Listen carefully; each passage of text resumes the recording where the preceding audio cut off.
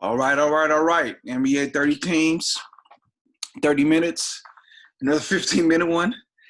Uh, my partner in crime, y'all probably could tell like half the time he sound like he asleep.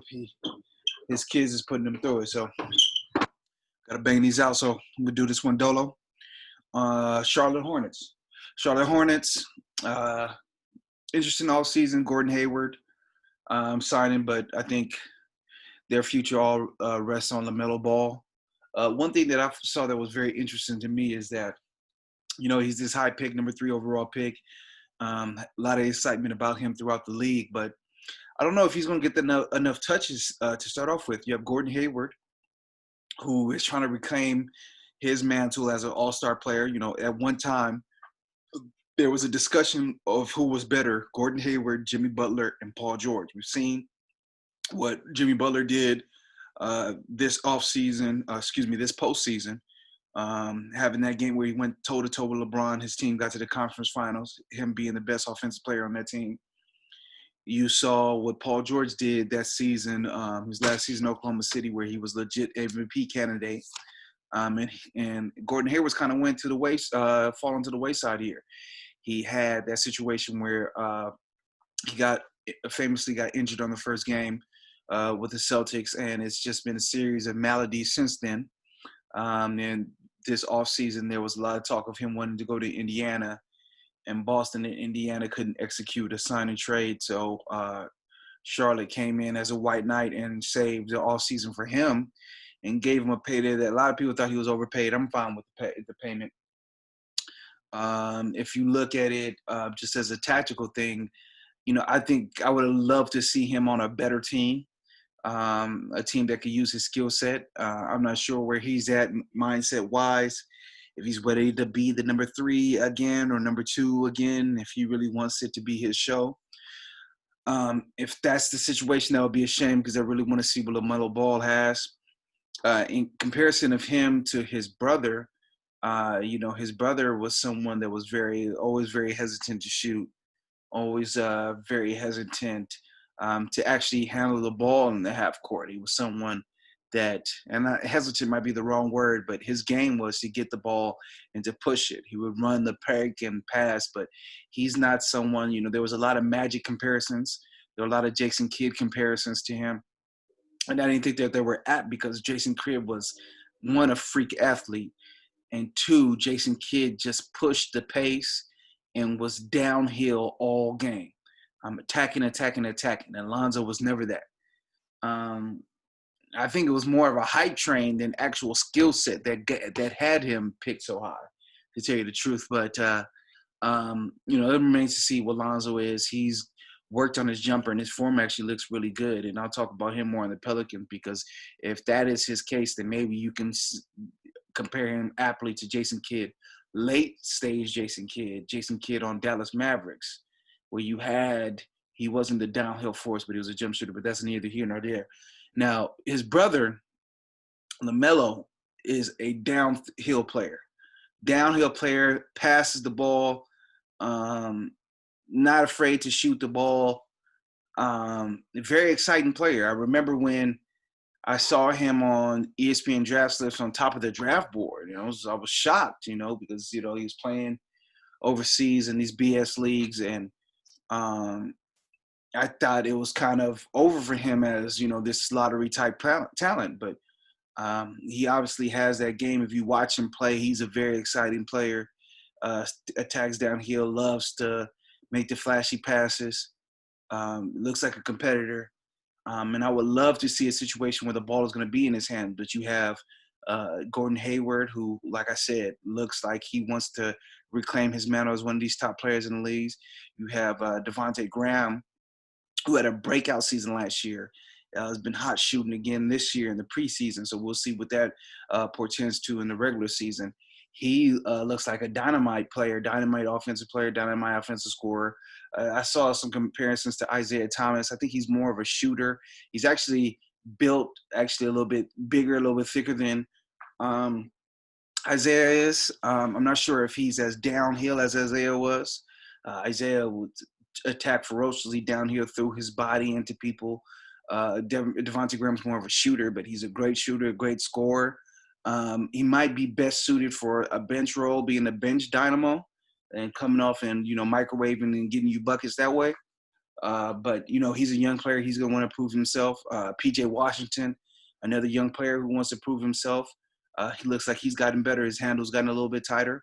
Always saw him like that Jim Jackson, Steve Smith, the comparisons, like not that he's that type of player, but Glenn Rice type of player, with a lot of jump shooting, attacking from pockets and things of that nature. But he looks like he's worked on his handle. So you definitely have to see where it goes with that. This team, the main thing with this team is the lack of big men. Said Weissman, when Lamelo Ball was projected to go number one, was on this team's board, at least projected and mocked to the Hornets because of their lack of big man. Right now, the only big man of merit I see on the team is Cody Zeller. I don't think that's going to get it done. It looks apparent to me that MJ is looking to trying to see if I can put up their roster. It's apparent to me that MJ is trying to get to the playoffs. And I think if you're trying to get to the playoffs, you need a bit of big man. You need somebody that can complement these guys. This is another team where my ill-fated, often used Blake Griffin trade. This is a team that has the potential for that. I can see him pairing very well with Gordon Hayward, see him pairing very well with Lamelo Ball, very well with Devonte Graham. It just depends on how James Borregos deploys the team. I'll be interested to see what their starting lineup looks like, because you also still have Scary Terry Rozier. His contract to me is like perfect for trading. I don't think he would even mind getting traded with the influx of ball handlers. I mean, he's not an off-the-ball guard at all. He needs the ball in his hands. So I wouldn't be surprised if he's interested in that as well. Maybe attach a couple picks and you can get a player like that. I talked about this with I forget what mid-market, lower market team I was talking about, but this might be the opportunity for mid-market teams and lower market teams to get an influx of talent, because you have so many owners who are going to be worried about their payrolls. And if you're a mid-market team or a low-market team and you're never going to be a free agency player, that you want to be a playoff team, but it's hard to get players in. I think that teams, more than any other season, are going to be willing to trade assets to dump salaries. So that might be something that they should look at. They might be a good place for Al Horford to land. We talked about Blake Griffin landing there. There's not a dearth of big men in the league. There's a lot of big men in the league. Miles Turner. So they might be, to me, a obvious landing spot for players like that. So when you talk about their most impactful player, I think you got to start with LaMelo. I think I know what Gordon Hayward is at this point in his career. Maybe he can have a resurgence where he gets back into that discussion, but there's asking a lot from a guy that's had that many injuries. Devonte Graham is a young player, and he still has a lot of room to grow. Same for P.J. Washington. But if this team is going to be a type of team that could challenge for the playoffs, LaMelo Ball is going to have a spectacular year. And that's not out of the realm of possibilities for him. It's just, once again, for the fact there's so many ball handlers on this team. And for a number 3 overall pick like Ja Morant and R.J. Barrett and Zion last year, they had the keys to start off with. And this is a team that you're going to have to fight multiple people to get those keys. Hayward's going to want touches, Graham, P.J. Washington, Terry Rozier for the time being. So it's going to be very difficult for him to get those touches. But if he does, I'm very interested to see how he turns out, because any guard, they get better with reps. And is he going to get the necessary reps to become a better guard? That's the $100 million question with him. So I would definitely anoint him as their most impactful player. The most intriguing player would be this P.J. Washington player. He's a young kid, very young, in his second year. high pedigree coming out of Kentucky. So what does he turn out to be? Is he something more than what people are giving him credit for right now? Can he be what I mentioned, the Steve Smith, Glenn Rice type of player? Because then they cook him with oil. If you have Lamelo to pair with him and Devonte Graham and Gordon Hayward, it's just I understand them wanting to get Gordon Hayward, but just at his age and his timeline, it just doesn't really make sense to me now. Once again, like what I've said, that he could be this type of player that could help contending level teams. I wouldn't be surprised if someone makes a trade for him because his contract, a lot of people hemmed and hawed when they saw his contract, but his contract isn't immovable. And he can, I think, be the second best player on I don't know if he can be a second best player on a championship team, but at his peak, he could have been. So who is the perfect team to pair him with and things of that nature? Maybe that's something to look at down the road. But I understand the signing because, they want to make playoffs and they're, once again, a mid-market team without that consistent fan base. So you can't afford to trust the process. But this would have been interesting to let these young players bubble a bit. This next draft is supposed to be a killer draft. So to see them, allow them to bubble, that would have been more interesting to me. But back to PJ Washington, I definitely think he could be one of those type of players. So it's just interesting to see where he goes from that.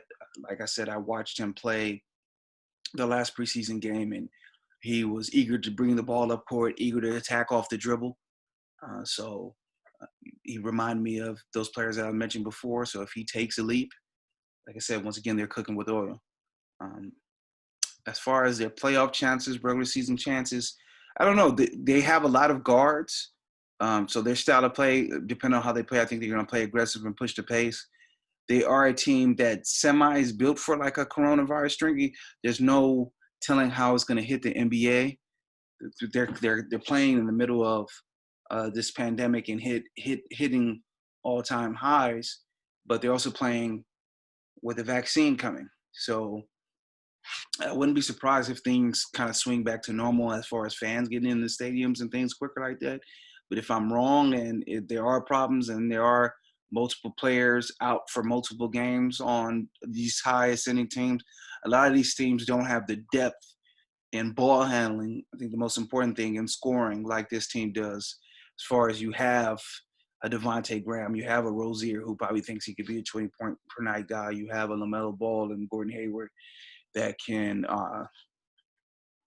handle and can be your primary ball handler if those situations arise. So I think they're well suited for that. I think probably the best for them would be a play-in team.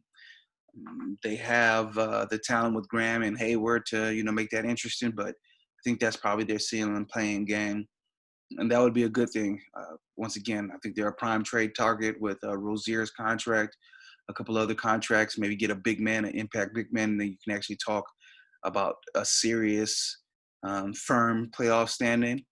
But as currently constructed, I think they're playing 10th, fighting to get into playing game. I just across the roster, there's just a big hole at the big man positions, and when you have so many guards, so many young guards, it's going to be hard to satisfy everyone, and that might lead to problems as well. So that is the Charlotte Hornets, 30 teams, 30 minutes. We're going to hit every team before Monday, and then on Monday we're going to go on to Clubhouse and onto Twitter's, I don't know, their copied version of it, and talk about who the second best player in the league. I think that's the most interesting topic when it comes to the NBA currently.